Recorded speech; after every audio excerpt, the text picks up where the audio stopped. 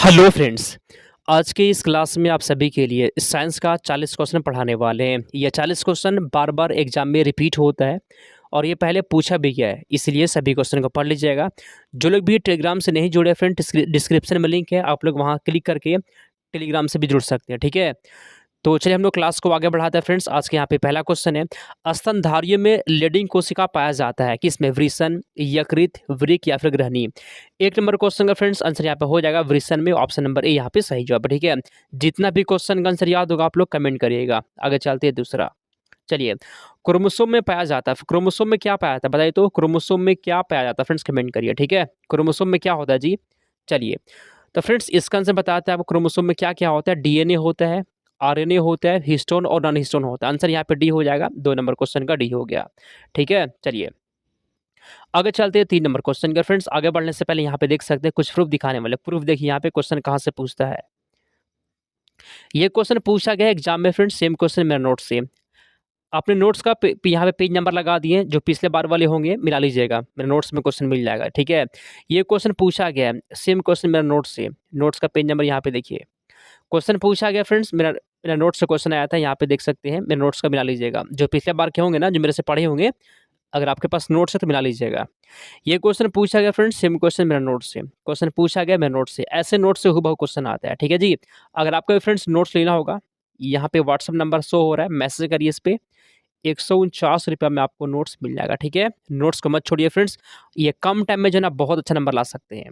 बस इसको पढ़ लीजिए पूरा। आगे चलते हैं हम 3 नंबर क्वेश्चन, ठीक है। 80% से अधिक सेल में पाया जाने वाला पदार्थ क्या होता है? मतलब 80% कोशिका में 80% ज़्यादा क्या होता है? चलिए 3 का बताइए सही जवाब। तो फ्रेंड्स कोशिका में 80% से ज़्यादा पाया जाता है जल, ऑप्शन नंबर यहाँ पे डी हो जाएगा, ठीक है। आगे चलते हैं 4 नंबर क्वेश्चन। राइबोसोम किसके स्थल कहे जाते हैं? राइबोसोम किसके स्थल कहे जाते हैं? 4 का बताइए तो। राइबोसोम किसके स्थल कहे जाते हैं फ्रेंड्स? आंसर यहाँ पे हो जाएगा प्रोटीन निर्माण के। 4 नंबर क्वेश्चन का बी आपका सही जवाब है। आगे चलते हैं 5 नंबर क्वेश्चन। एक डीएनए में 20,000 बेस जोड़े हैं, इसमें कितने न्यूक्लियोटाइड उपस्थित होंगे? चलिए फ्रेंड्स 5 का कमेंट करिए, आंसर यहाँ पे क्या है जी? तो आंसर यहाँ पे 40,000 हो जाएगा, ठीक है जी। ऑप्शन नंबर ए यहाँ पे सही जवाब है। अगला, जीन बने होते हैं, जीन किसके बने होते हैं? 6 का फ्रेंड्स कमेंट करिए तो। जीन बने होते हैं, किसके बने होते हैं? लाइपोप्रोटीन से, हिस्टोन से, हाइड्रोकार्बन से या फिर पॉली न्यूक्लियोटाइड से बने होते हैं। जीन किससे बने होते हैं जी, बताइए तो आंसर। आंसर यहाँ पे हो जाएगा पॉली न्यूक्लियोटाइड से बने होते हैं जीन। 6 नंबर क्वेश्चन का डी सही जवाब है। आगे चलते हैं 7वां। चलिए, प्रोकैरियोटिक कोशिका में नहीं होता है, प्रोकैरियोटिक कोशिका में इसमें से क्या नहीं होता बताइए तो, कमेंट करिए। राइबोसोम नहीं होता है, केंद्रक, डीएनए या फिर कोशिका भित्ति। देखिए फ्रेंड्स, एक कोशिका होता है एक तरह का, उसे प्रोकैरियोटिक कहते हैं, एक तरह का होता है यूकैरियोटिक।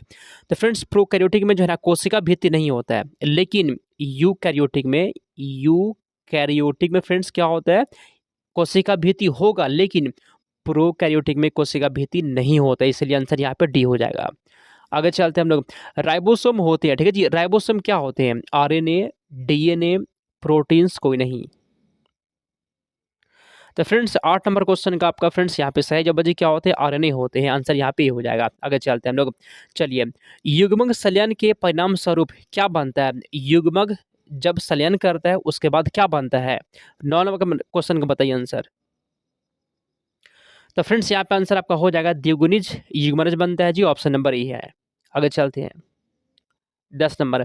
जन्म के बाद मानव के किस ऊतक में कोई कोशिका विभाजन नहीं होता? क्वेश्चन बोला गया ना जी कि जन्म होने के बाद मानव के किस ऊतक में कोई भी कोशिका का विभाजन नहीं होता है? तंत्रिका, कंकाल, संयोजी या फिर जनन। तो यहाँ पे 10 नंबर क्वेश्चन का ए फ्रेंड्स यहाँ पे तंत्रिका हो जाएगा, ऑप्शन नंबर ए बिल्कुल यहाँ पे सही जवाब है।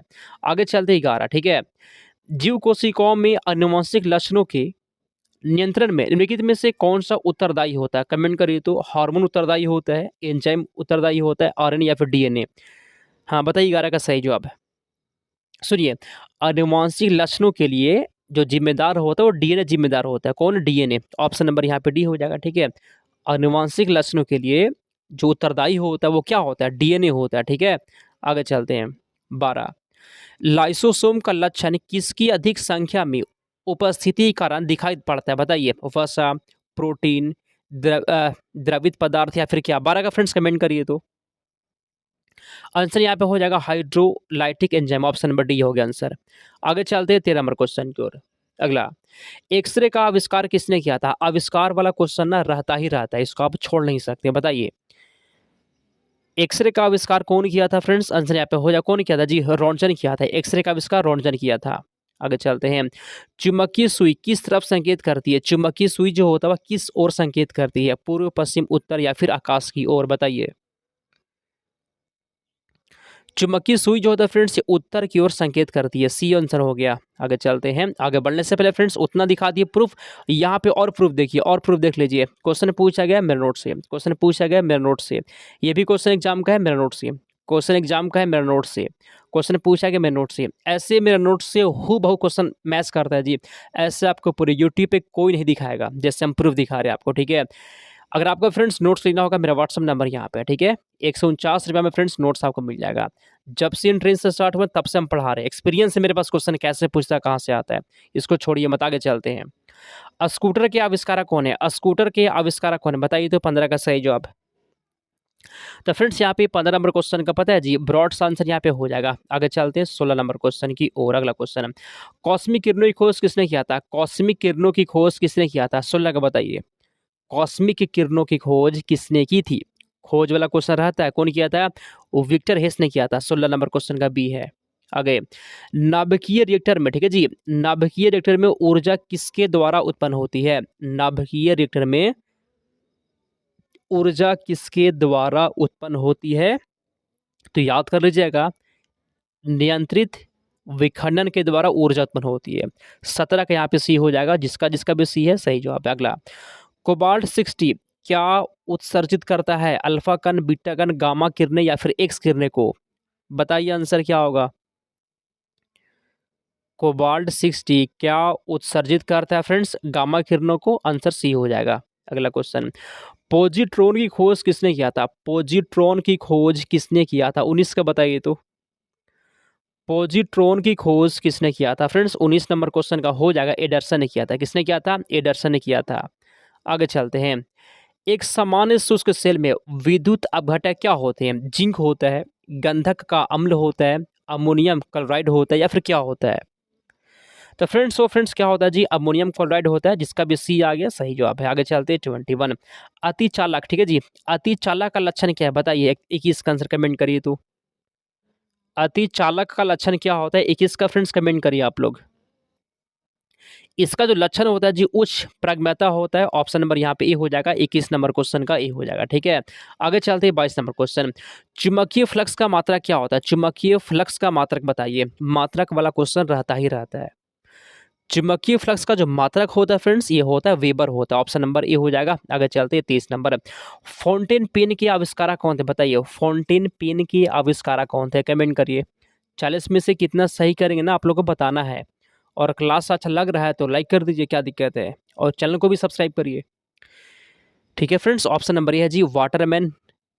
ऑप्शन नंबर यहाँ पे ही हो जाएगा। आगे चलते हैं 24, मैनोमीटर के द्वारा किसकी माप की जाती है? बताइए, मैनोमीटर से क्या मापते हैं हम लोग? वो वायु का दाब मापते हैं। ऑप्शन नंबर ए हो जाएगा, ठीक है। आगे चलते हैं 24, बिजली के बल्ब का फिलामेंट किस तत्व से बना होता है? Copper, iron, lead, tungsten. तो यहाँ पे 24 नंबर क्वेश्चन का डी फ्रेंड्स टंगस्टन हो जाएगा। ऑप्शन नंबर यहाँ पे डी हो जाएगा, ठीक है। आगे चलते हैं 25, तड़ित चालक बनाए जाते हैं, किससे बनाए जाते हैं? 25 का बताइए तो। तड़ित चालक बनाए जाते हैं, किसके बनाए जाते हैं? तड़ित चालक जो बना होता है तांबे का होता है। किसका होता है जी? तांबे का होता है। आगे चलते हैं 26, एस्प्रिन बनाई जाती है। एस्प्रिन किससे बनाई जाती है? 26 का बताइए तो। एस्प्रिन किससे बनाई जाती है? फ्रेंड्स यहाँ पे 26 नंबर क्वेश्चन का भी है जी, किससे बनाई जाती है? थैलिक अम्ल से बनाई जाती है। आगे चलते हैं, एस्प्रिन का रासायनिक नाम क्या होता है? बताइए 27 का आंसर। एस्प्रिन का रासायनिक नाम क्या होता है? पता है क्या नाम होता है? एसिटाइल सैलिसिलिक अम्ल नाम होता है। ऑप्शन नंबर यहाँ पे डी हो जाएगा, ठीक है। आगे चलते हैं हम लोग, धन आवेश आयन क्या कहलाता है? धन आवेश आयन क्या कहलाता है? Cation, इनायन, cathode, anode. 28 का बताइए। तो फ्रेंड्स ये कहलाता है कैटायन। ऑप्शन नंबर ए यहाँ पे सही जवाब है। आगे चलते हैं 29 नंबर, ऋण आवेशित आयन क्या कहलाता है? बताइए 29 का आंसर। ऋण आवेशित आयन क्या कहलाता है फ्रेंड्स? 29 नंबर क्वेश्चन का हो जाएगा फ्रेंड्स, एनायन कहलाता है, एनायन। ऑप्शन नंबर यहाँ पे बी हो जाएगा, ठीक है। आगे चलते हैं। चलिए, सामान्य ट्यूबलाइट में कौन सी गैस होती है? बताइए तो 30 का आंसर। सामान्य ट्यूबलाइट में कौन सी गैस होती है? 30 का बताइए जी। सामान्य ट्यूबलाइट में कौन सी गैस होती है? 30 नंबर क्वेश्चन का हो जाएगा, ऑर्गन के साथ मरकरी वेपर होता है। 30 नंबर क्वेश्चन का सी आप सभी का सही जवाब है। आगे चलते हैं। चलिए, पानी में फिटकिरी मिलाई जाती है, कमेंट करिए तो पानी में जो है ना फिटकिरी को क्यों मिलाया जाता है? 31 का बताइए आंसर। पानी में फिटकिरी को मिलाई जाती है किसके लिए जी? पता है किसके लिए? बैक्टीरिया को मारने के लिए। आंसर यहाँ पे बी हो जाएगा, ठीक है। आगे चलते हैं। रेडियम प्राप्त किया जाता है, रेडियम क्यों किससे प्राप्त किया जाता है? लाइमस्टोन से, हेमाटाइट से, पीस ब्लेंड से, या फिर किससे?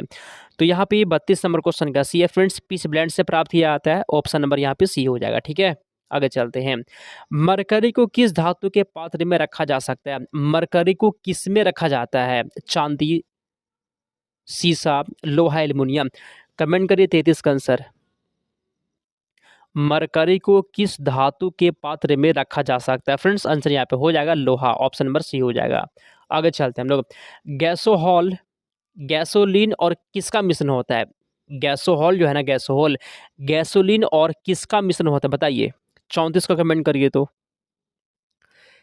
इथाइल अल्कोहल का होता है जी, ऑप्शन नंबर यहाँ पे ही हो जाएगा। आगे चलते हैं 35। आगे बढ़ने से पहले फ्रेंड्स यहाँ पे देख सकते हैं, ठीक है। देखिए, ये क्वेश्चन पूछा गया एग्जाम में, सेम क्वेश्चन पढ़ा दिए थे क्लास का। क्वेश्चन पूछा गया फ्रेंड्स, सेम क्वेश्चन पढ़ा दिए थे क्लास में। क्वेश्चन पूछा क्लास का क्वेश्चन है, क्वेश्चन पूछा गया नोट्स में, क्वेश्चन पूछा गया नोट्स से। तो फ्रेंड्स क्लास भी करिए, आप लोग नोट्स भी लीजिए। अगर आपको नोट्स लेना होगा, व्हाट्सअप नंबर यहाँ पे है जी, इस पर मैसेज करिए, आपको नोट्स मिल जाएगा, ठीक है। हूबहू क्वेश्चन आता है, क्लास से भी आता है और नोट से भी आता है, ठीक है। आगे चलते हैं हम लोग। सबसे भारी धातु कौन सी होती है? सबसे भारी धातु कौन सी होती है बताइए? चांदी, सोना, पारा, ऑस्मियम। सबसे भारी धातु जो होता है वो ऑस्मियम होता है। आंसर यहाँ पे डी हो जाएगा। आगे चलते हैं 36। सबसे हल्की धातु कौन सी होती है? आसान क्वेश्चन है, बताइए। सबसे हल्की धातु कौन सी होती है? 36 का फ्रेंड्स को बता सकते हैं जी। लिथियम फ्रेंड्स सबसे हल्का होता है। आंसर यहाँ पे डी हो जाएगा। आगे चलते हैं अगले क्वेश्चन की ओर। सबसे हल्का तत्व कौन सा हो? देखिए, इस क्वेश्चन में क्या बोला गया था? देखिए, यहाँ इस क्वेश्चन में बोला गया सबसे हल्की धातु, हल्की धातु, हल्की धातु बोला गया तो लिथियम हो गया, धातु बोला गया हल्का। लेकिन इस क्वेश्चन में क्या बोला गया? सबसे हल्का तत्व। इसमें धातु नहीं बोला गया, इसमें बोला गया है कि सबसे हल्का तत्व कौन होता है?